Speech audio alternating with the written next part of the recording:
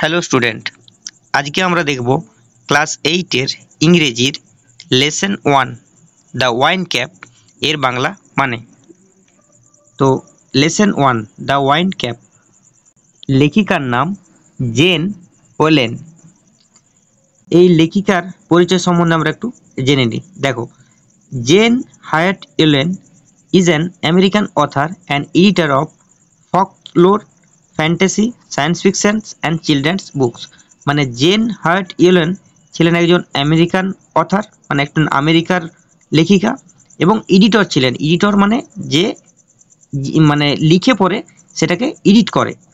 ফকলোর মানে গল্পকথা, fantasy, science fiction and children's books মানে চিলড্রেন্সের বুকসের সম্বন্ধে।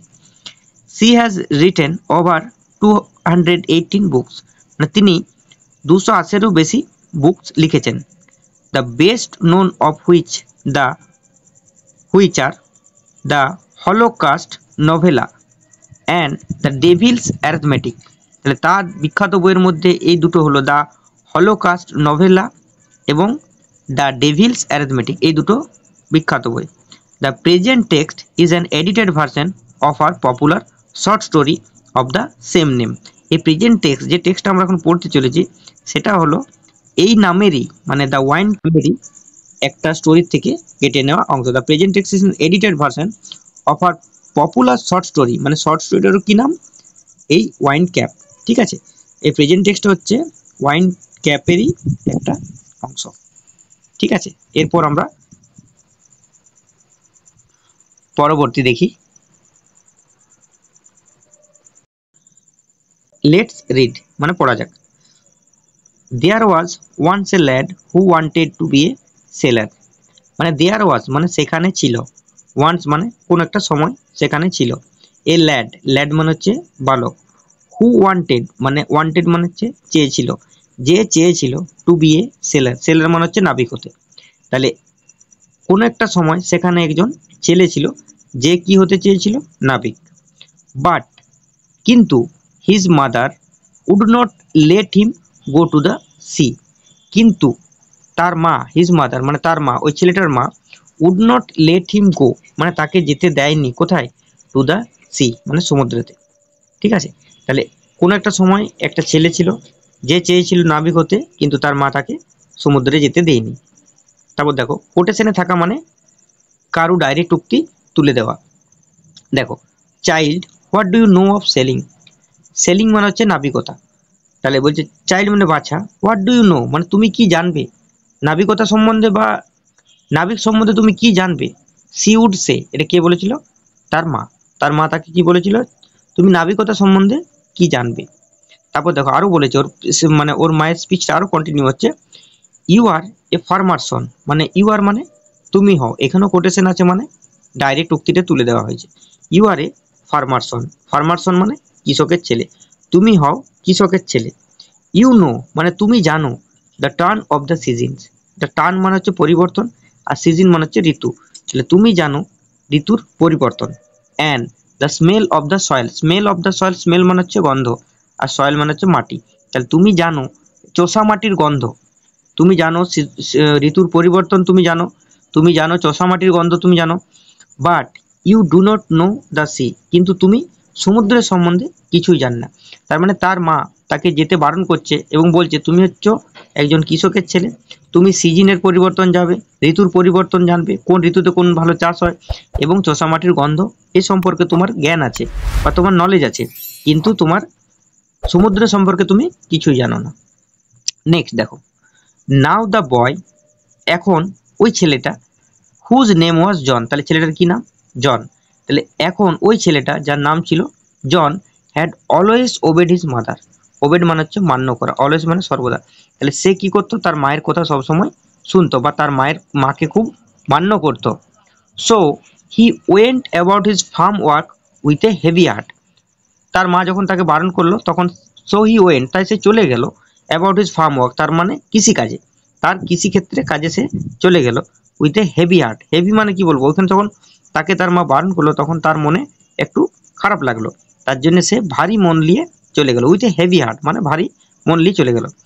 But did not again mention the sea, mention মানে উল্লেখ করা, আর ডিড নট মানে করলো না, এই সি মানে সমুদ্রের সম্পর্কে কথা সে মেনশন করলো না, মানে মেনশন মানে উল্লেখ করলো না। তার মানে সে তার মা যখন তোকে বারণ করলো তখন সে কি করলো, তার কৃষিকাজে চলে গেল একটা ভারাক্রান্ত হৃদয় নিয়ে বা ভারী মন নিয়ে, কিন্তু দ্বিতীয়বার সে আর সমুদ্রের সম্পর্কে কোনো কিছু উল্লেখই করলো না।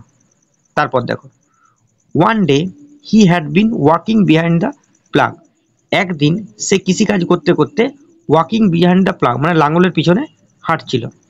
হি all but ran over a tiny green turtle on a clod of ডাট। দেখো, he all but ran over a tiny green, সে কি করলো, সে রান ওভার মানে চলে যাওয়া, টিনি গ্রিন মানে ছোট্ট, টিনি মানে ছোট্ট, গ্রিন মানে সবুজ, টার্টেল মানে হচ্ছে কচ্ছপ। তাহলে সে কি করেছিল, আর অনেক ক্লড অফ ডাট মানে একটা কাদার স্তূপ। তার মানে সে কি করেছিল, সে যখন লাঙলের পিছনে হাঁটছিল তখন একটা কচ্ছপের উপরে, সবুজ ছোট্ট কচ্ছপের উপরে যেটা কাদার উপরে ছিল সেটার উপর দিয়ে চলে গেছিল।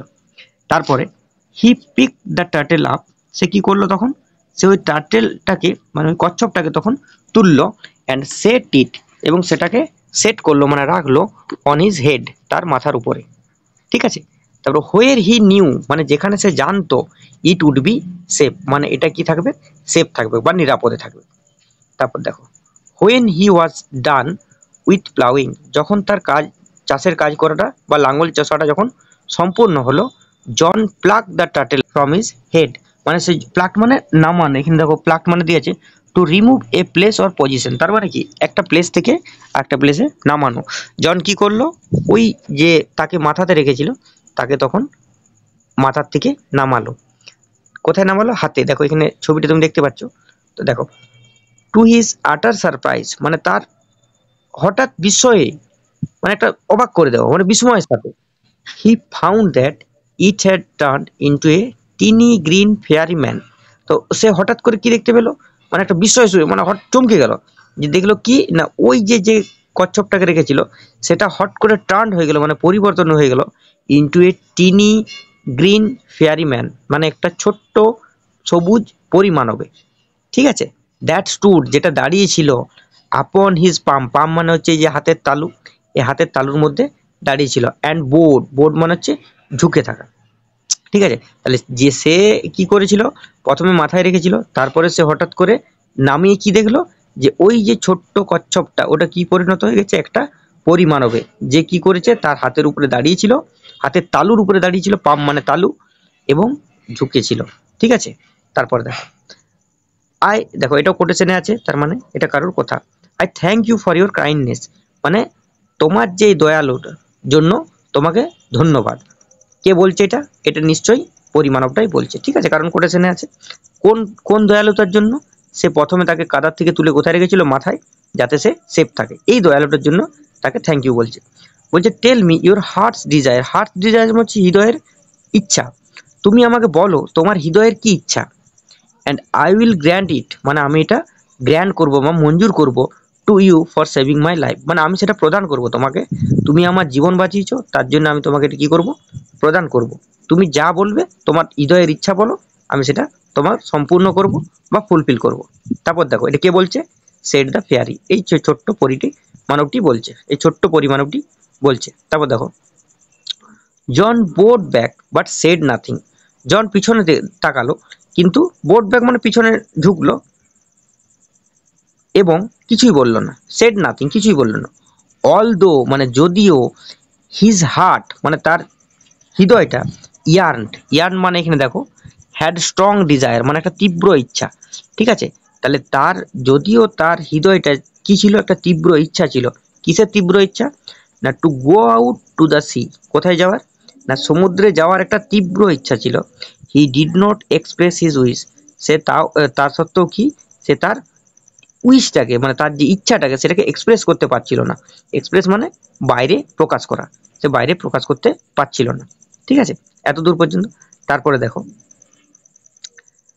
The green fairy man could read a heart easily, so he said মানে ওই যে ফেয়ারি ম্যানটা বা পরিমানবটা, সে একজন মানুষের হৃদয় খুব সহজেই পড়ে নিতে পারে। তাই সে বলল, আই সি মানে আমি দেখতে পাচ্ছি, you wish to go sailing, মানে তোমার হৃদয়ের ইচ্ছা কি, তুমি নাবিক হতে চাও বা তুমি নাবিকত্বে যেতে চাও। I see you wish to go sailing, মানে তুমি সমুদ্রে যেতে চাও।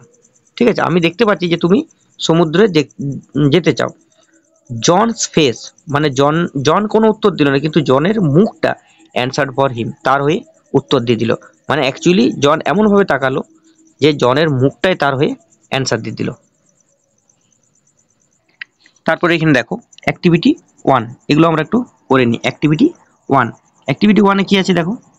প্রথমে কি বলছে, the lad had wanted, the lad had wanted to be a, দেখো ওই ছেলেটা যে হতে চেয়েছিল কি, এ ডক্টর, এ স্পোর্টসম্যান, না সেলার, কি হতে চেয়েছিল। দেখো আমরা কি দেখলাম যে সে কি হতে চেয়েছিল, সেলার হতে চেয়েছিল, তাহলে অপশন সি উত্তর। তারপরটা দেখো, মাদার টোল্ড দ্য ল্যাড, দুইটা, mother told the lad that he knew the smell of the, মা তাকে বলেছিল সে জানে, সে কি জানে। তো দেখো সয়েল, ফুড, না ফ্লাওয়ার, সে কি জানে, সে সয়েল জানে, সে চোষা মাটির গন্ধ জানে, তাহলে অপশন এ।